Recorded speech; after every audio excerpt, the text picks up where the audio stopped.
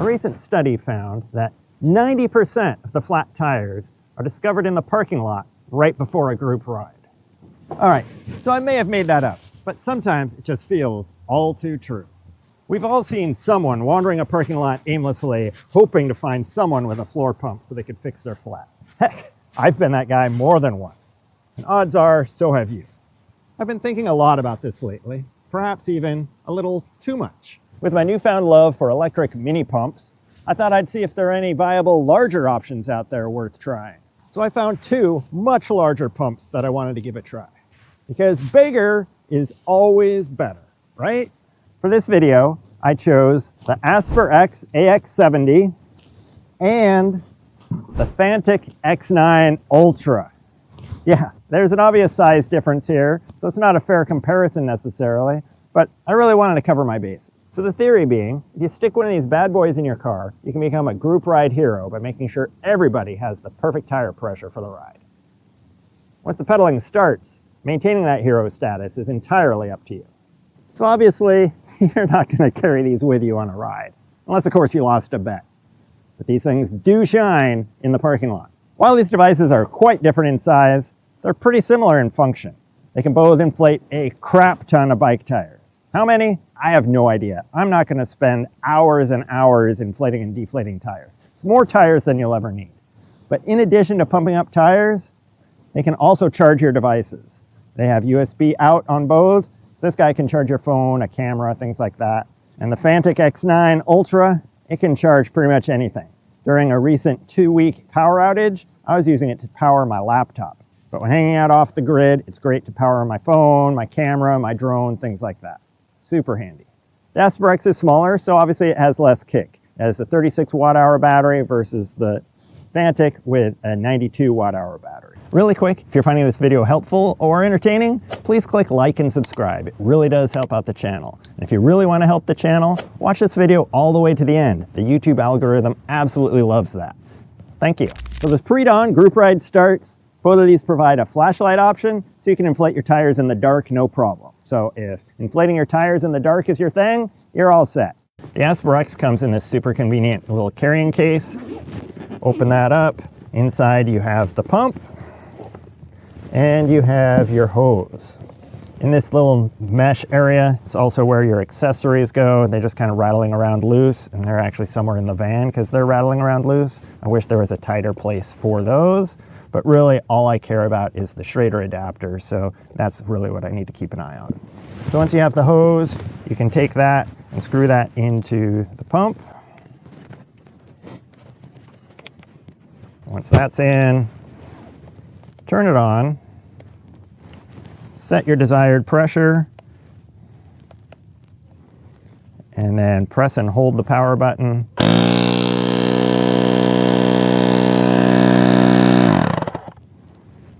Bob's your uncle.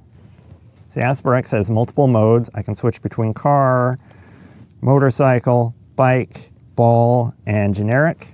And I have to use generic because some clever person at AsperX went, hey, bike mode, you're not going to want to go any lower than 30 PSI. So it's locked to where you can't go below 30 PSI for some reason. Ball mode, I could go below 30, but car, I can't. Motorcycle I can't, and bike I can't. So I just use the generic mode, set a PSI, and use it. But I can set memory, and it'll remember what car pressure I like, what motorcycle pressure I like, etc., and save those, which is handy. I just wish they didn't lock those modes down so I could override them and have one for my gravel bike, one for my mountain bike, and just have those modes preset. The Fanttik, however, doesn't come with a carrying case at all, so this is what you're carrying around in your vehicle. But all the accessories are conveniently stored in the bottom. So this is where the hose lives, so you can unwind that. It's always attached, so you don't have to attach that. You just unwind it, and you're ready to go there. And there's a little door on the bottom, which is where all your accessories live. Even labeled, accessories inside. This is where you have a nozzle, your Schrader adapter, and a needle for balls. Like the AsperX, the Fanttik also has modes, but they're just memory presets. So I can scroll through those, M1, M2, M3, set them to whatever I like. So M4, set that to 37. M1 I have at 42. Let's turn that way down to 23. I can set those, and then as I scroll through, it will remember those settings till the end of time. Super handy, and how I wish the AsperX also worked. Full transparency here, both of these pumps are optimized for car tires, Schrader valves specifically. So if you have Presta valves, you do need a Schrader valve adapter, which they provide. I couldn't find any larger pumps that natively supported Presta valves. If you know of one, let me know in the comments. I'd love to check it out. Because these are optimized for cars, they're pretty handy there. If you're on a road trip and you get a low tire pressure warning, you can stop and pump up your tire no problem. And if you get a complete flat, you can pump that up too. The Fanttik X9 is perfect for inflating large truck and RV tires, while the AsperX is more optimized for small cars and light trucks. But last time I checked, this isn't a car channel, so you probably care a little bit more about how these work on bikes. So the real question here is whether bigger is actually better. I assumed being bigger, these would be much faster than the mini pumps I carry with me on my rides. I was prepared to be wowed, so I set out to see if my expectations were realistic. I started out with the AsperX in my testing and was immediately surprised, but not in a good way. It took exactly 1 minute and 1 second to inflate a 29 by 2.4 inch tire to 23 PSI. That's 6 seconds slower than it took for my tiny CycPlus mini pump. I was shocked. It's still plenty fast and still work great, and it'll still inflate the tire 1,000 times. That number's made up, asterisk and all. But still, I expected so much more. Turns out, pretty much all electric pumps are the same. Then I broke out the Fanttik X9 Ultra. And once again, I was surprised. I was actually shocked and kind of caught off guard. This is crazy fast.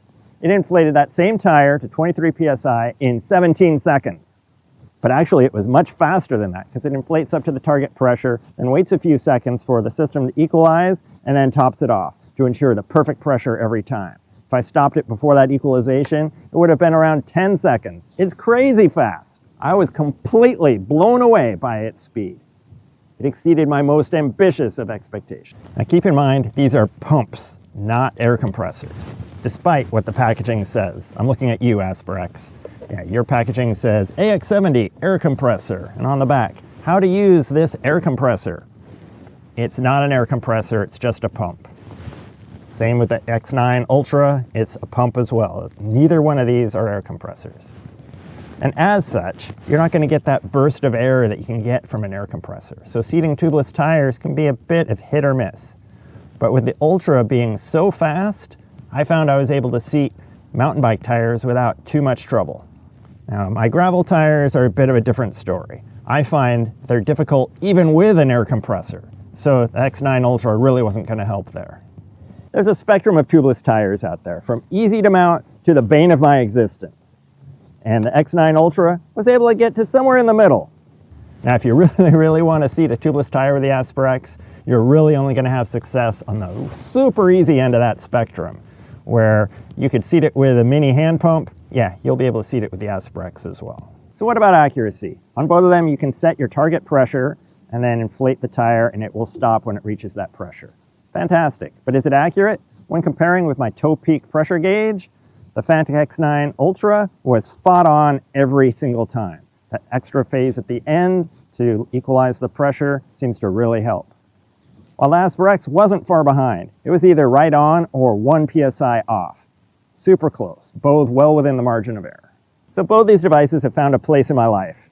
I keep the AsperX in my car and the Fanttik in my van. The only reason the Fanttik ends up in the van is that extra battery power. I can use this to charge all my devices, including my laptop, while I'm off the grid, and still pump up anything and everything that I need.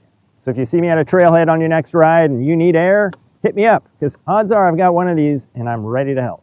If you made it this far, then you might also like this video here where I break down the best mini electric bike pumps that you can take on the bike with you. They work fantastic, and I absolutely love these gadgets. So check out that video to learn more.